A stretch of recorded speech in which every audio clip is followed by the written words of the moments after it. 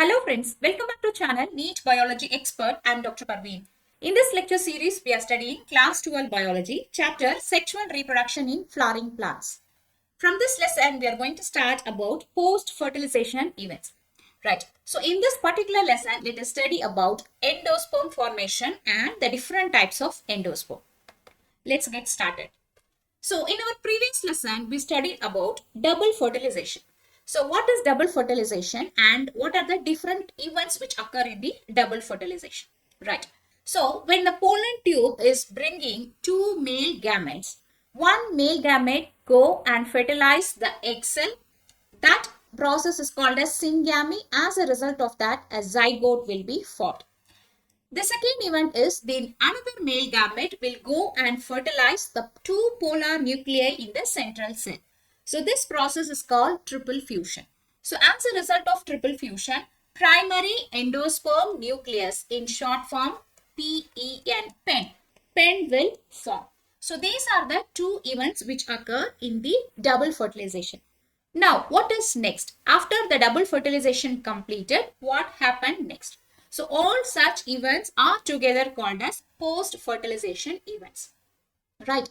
That means the events which occur after the double fertilization, they are all called as post-fertilization events. So in the post-fertilization event, what happens? Endosperm development occurs, embryo development occurs, maturation of the ovule into seed. This step occurs and ovary forms into fruit. So these are the different steps or different processes which occurs in the post-fertilization events. All these are together called as post-fertilization events. Okay. So these we are going to study one by one in our further lessons. Right. So before going to endosperm formation, we have to understand some important thing. That is, we know that in angiosperm, the flowers, they are the reproductive organs. So the flower organs, so what are the different organs present in the flower? So that we call as the parts before fertilization. And what happens to these after fertilization? That means transformation after the fertilization. Okay, simply we say that, so flowers, they are the reproductive organs of the angiosperms. So they have different structures. So before fertilization, what are the different structures? After the male gametes come and does the double fertilization, they will convert into, or they may transform into some other forms. Okay, so what are those transformations? So these are the things we are going to learn now, right? So this table is highly important. So sometimes questions will come during the NEET exams from these things. That means which part get transformed into what after fertilization, like this, right? So let us study this one by one. So first, when we see the sepals, petals and stamen, stigma, style. So these parts of the flowers which were there before fertilization, after fertilization, all the structure, they wither, they fall off, because these petals, they are all no more needed. Okay, why? Because these petals, they are all the attractive agents for the pollination. They are the colorful agents for the pollination. So after fertilization, there is no need for all this structure. So they wither, they fall off, right?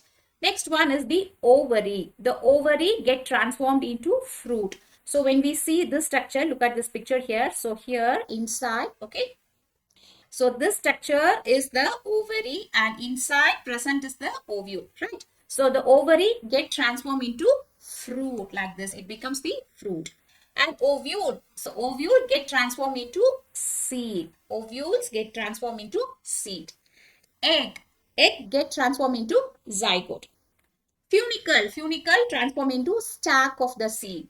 And micropyle. So look at the structure. This is the ovule, right? So we know here, this is the antipodals. These are the antipodals, okay, at the chalazal end, and these are the synergid cells. Synergids.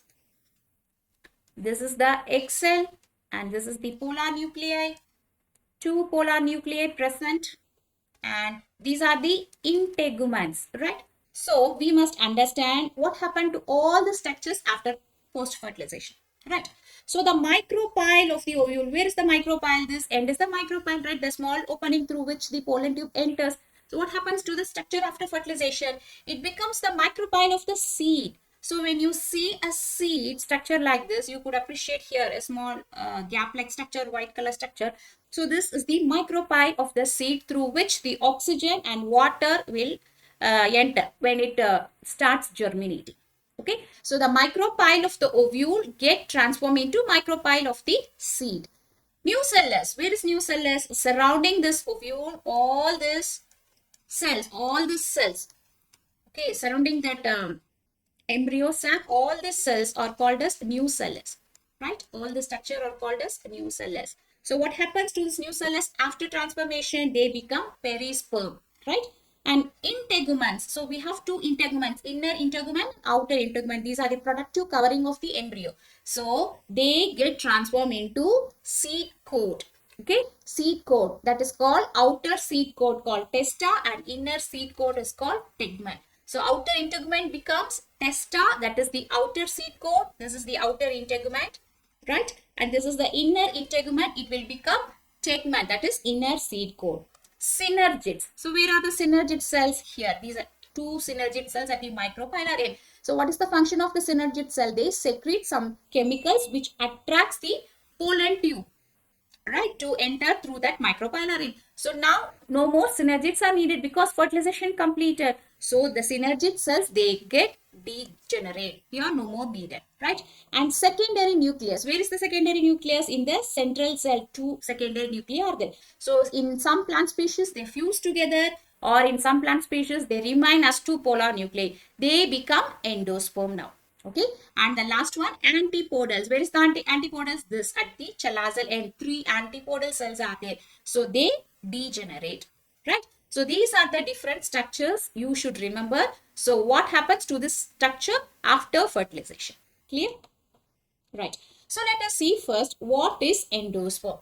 So now we saw that during this double fertilization, two events occur. One is syngamy and another is the triple fusion. So in the triple fusion, one male gamete, that is N, which fuses with the two polar nuclei or with secondary nuclei, which is 2N, and become a 3N structure. So this is called pen, primary endosperm nucleus, pen. Okay, so now what will happen after this double fertilization events completes? Immediately the primary endosperm nucleus, they get triggered. Okay, so once double fertilization completed, they immediately get activated and they start dividing repeatedly and mitotically. This is important. They divide by mitotic division. There is no reduction division here. So we know that primary endosperm nuclei is 3N. Okay, 3N number of chromosomes. So it divides mitotically, 2 cell, 4 cell, 8 cell, 16 cell, like that. It divides repeatedly, and each nucleus is now is 3N. That we should remember. Okay, so it divides mitotically and forms a nutritive tissue. That nutritive tissue is now what we called as endosperm. Clear? So the formation of the triploid pin triggers the cell division. So once after the double fertilization, once the male gamete comes and fuses with the two polar nuclei and forms the pen structure, immediately it gets triggered and started to multiply mitotically and produce the endosperm tissue. So what is this endosperm? The cells of this endosperm tissue are filled with reserve food materials. This is important. Okay. So now you see in the embryo sac, two structures are now only formed. So Baki structures all degenerate. The antipodals get degenerated, synergid cells get degenerated, everything get degenerated. So two structures are there. One is the embryo going to form. Okay. That is from the zygote. And second one is the primary endosperm nucleus. Okay. So in order for that zygote to develop into embryo, it needs energy. So from where it will get the energy? Those energy will be provided by this endosperm. Okay. So the endosperms are the food reservoirs for the growing embryo. So naturally, this endosperm formation will occur before the development of the embryo formation, right? So in order to help the embryo to grow, to nourish the embryo, first the endosperm formation will occur. So this is also important. That means endosperm development precedes the embryo development. What is precedes? Precedes means this occurs before.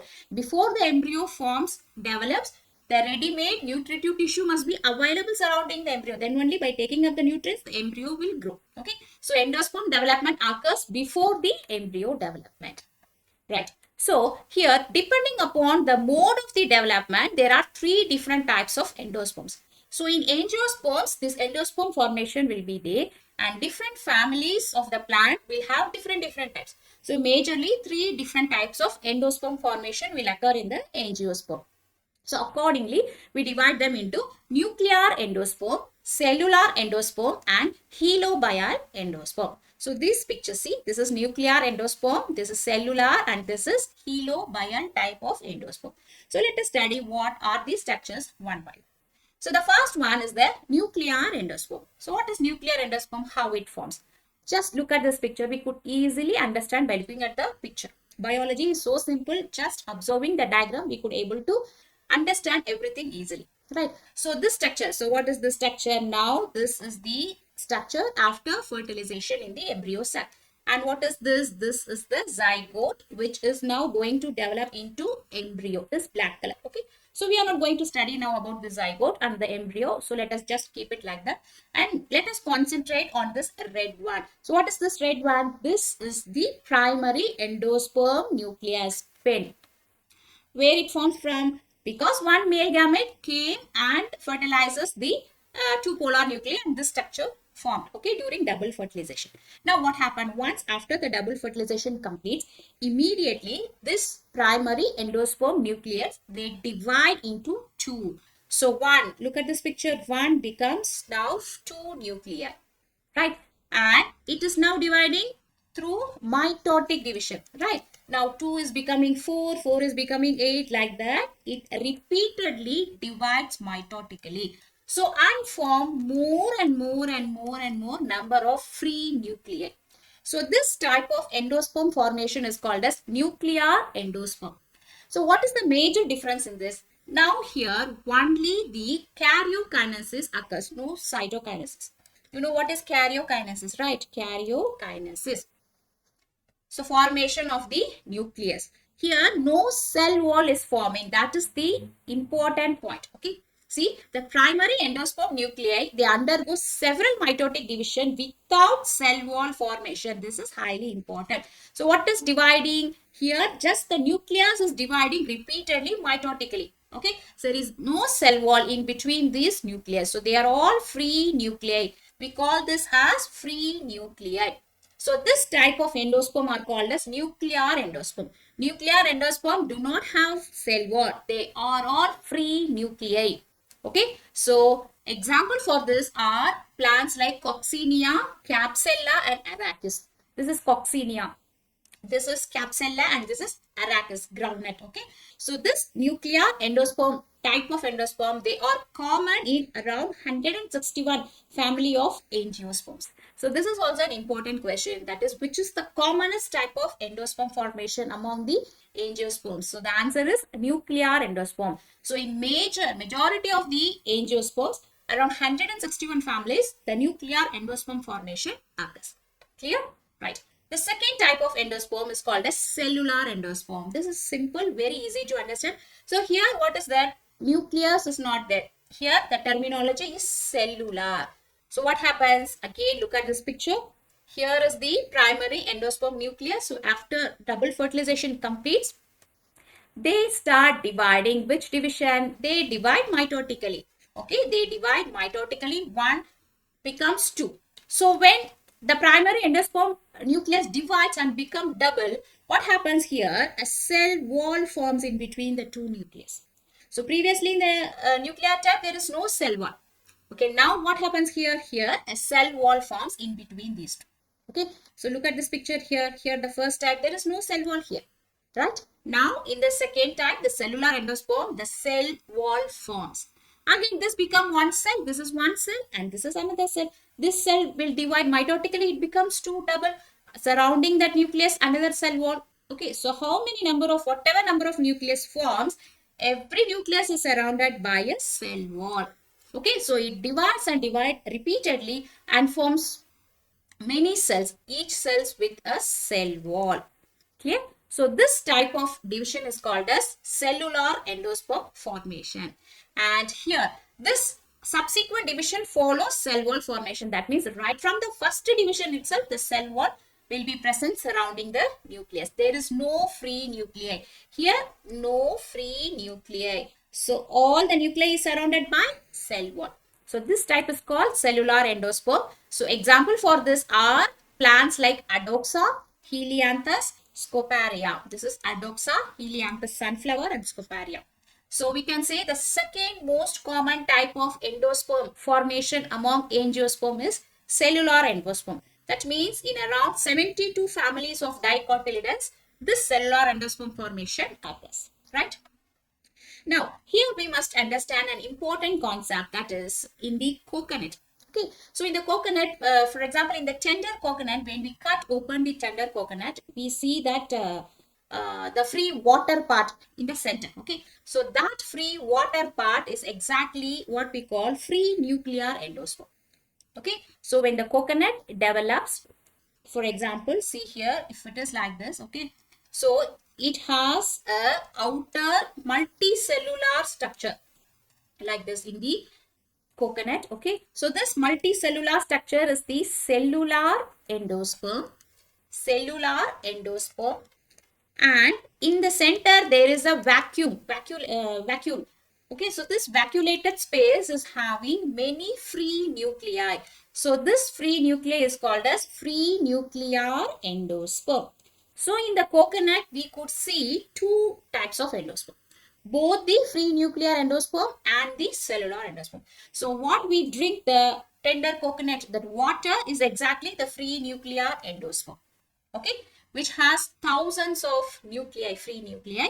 And the second one, what we eat, the fleshy part of the coconut, this white fleshy part of the coconut is the cellular endosperm, multicellular external part. So when the coconut sapling grows, what will happen? When it germinates like this, it takes the nutritive tissue, both the cellular endosperm and also the free endosperm. Okay, so this is the peculiar thing about coconut. Now, the third type of endosperm is the heliobial endosperm. So, what happens in the heliobial endosperm? For example, see in this picture, this is the embryo, right? Now, here is the primary endosperm nucleus. So, when it gets triggered after the secondary double fertilization completes, it gets triggered and it divides into two cells. Mitotic division only, it divides into two cells. So one cell, it get pushed up in one corner. That means in the micropylar end. This is the micropylar end where the embryo is present. Okay. So one primary endosperm nuclei get divided into two cells. One cell get pushed in the micropylar end and another cell pushed in the chalazal end. Clear? Now what happens? Next cell division. Whatever the cell present in the chalazal end, they repeat dividing mitotically and each nuclei is surrounded by the cell wall. Okay, so whatever nuclei divides in the chalazal end, it will be surrounded by cell wall. Whereas the nuclei which is present in the micropylar end, they remain as the free nuclei. They don't have cell wall. Clear? So at the end of this endosperm formation, if you see in the heliobial type, okay, so this is the micropylar end. In the micropylar end, whatever the endosperm structures present, they are all free nuclei. Free nuclei. Okay, and in the chalazal end here, there is a individual structure. This is the chalazal end. All the cells, they are all having cell wall. So this is the peculiar thing in the heliobial type of endosperm, right? So this heliobial endosperm is in between the cellular and the nuclear type of endosperm, right? So here two types are there. A chamber is formed in the chalazal end. Inside the chamber, all the cells are having cell wall. That is the cellular type of endosperm. Here in the micropylar end, they are open and only nuclear type of endosperms are there. So this is nuclear type endosperm. So heliobial endosperm is in between nuclear endosperm and cellular endosperm. This is important. Clear? So in which families it occurs? It occurs in the monocotyledons of the heliobials order. Example, water plants like Hydrilla and Vallisneria. So in these plants, heliobial type of endosperm formation occurs. So these are the three different types of endosperm depending upon how it forms. Right. So here in the plants, we know that the endosperm are the food reservoir for the growing embryo.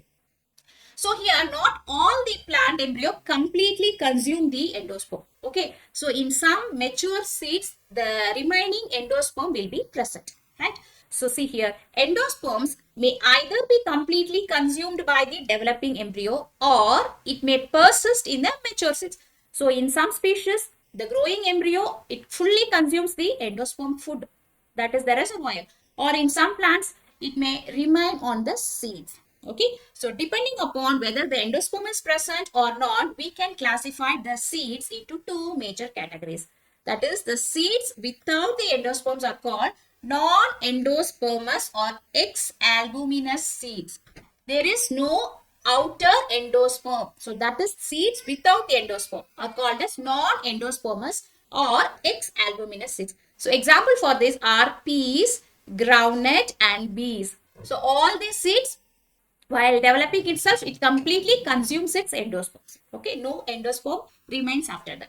Second type is the seeds with endosperm. They are called as endospermous or albuminous seeds. There are two terminology. Either we call endospermous seeds or albuminous seeds. Okay, so the seeds with which has a remaining endosperm, they are called as endospermous seeds. So why it is remaining? Because these endosperms, they supply the nutrition to the embryo during the germination of the seeds. So when the seeds germinates, it needs energy. So during germination, these balanced endosperm tissues will be used up by the plant. Okay, clear? So example for this is paddy, coconut and castor. These are the examples for seeds with endosperms. Clear? So look at this picture here. This is the endosperm seed, that is maize. This yellow color part is the food reservoir in the maize. This is the endosperm. Whereas if you see the beans, there is no endosperm here. It is completely consumed. Okay. So these are the two different types of seeds depending upon whether the endosperm is present or not. Right. So there are two more different varieties of endosperm. So let us see that. The first one is called ruminate endosperm. So what is ruminate endosperm? This is important once a NEET question came in about this ruminate endosperm. Okay. So what is ruminate endosperm? The endosperm with irregularity and unevenness in its surface forms the ruminate endosperm. In some plant species, the endosperm, the food reservoir is there, but it is irregular. It is highly uneven. So those endosperms are called as ruminate. So example, they are present in passion flower, that is passiflora, and nutmeg, myristica. Nutmeg, okay, this nutmeg, and also it is present in the betel nut. Betel nut. Okay, so look at this. When you cut open the betel nut or nutmeg, you can see like this irregular type of, this will be like this irregular type of, this is the endosperm. This is called as ruminate endosperm. Clear? And the next variety is called mosaic endosperm. So what is mosaic endosperm? In some plants, the endosperm contains two different types of tissues. The endosperm is the food reservoir, but it is made up of two different types of tissues. So they look in two different colors. So such type of endosperms are called as mosaic endosperm. Okay. So the endosperm containing tissues, they are of two different types. They are called mosaic endosperm. And for example, the plants like corn. Example, very peculiar, very special example for this is corn. This is a corn kernel. Okay. So if you see this, this is the embryo in the corn. And surrounding the embryo, this structure is the endosperm. So when you just make a cut section, okay, so we could see two layers. This is one layer of endosperm, and this is the another layer of endosperm. So we could appreciate the color difference. One is light in color and one is darker in color, because they are made up of two different types of tissues. Okay, so such type of endosperms are called as mosaic endosperm. Very easy. They are of two different types of tissues, so they look in two different colors. So it's something like a mosaic pattern. So example for this is the maize and also tomato. Even tomato has this mosaic type of endosperm. Clear? Now, let us see what are the functions of the endosperm. So what is the function of the endosperm? Its major function is it is the nutritive tissue for the developing embryo. So when the zygote develops into embryo, it needs energy, it needs food material. So such food storage structure is the endosperm. So naturally, the endosperm formation occurs before the development of the embryo.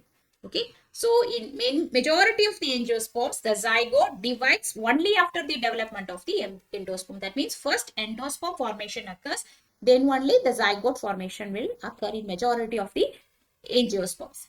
And the endosperm regulate the precise mode of the embryo development. So how the embryo should grow, develop. So that exactly that precise mode of embryo development will be decided by the endosperm. Okay. Clear? So in this lesson, we studied about what is endosperm and what are the different types of endosperm. So our next lecture will be about development of embryo. So if you like this lesson, like, share, comment and subscribe to our channel NEET Biology Expert. Thank you.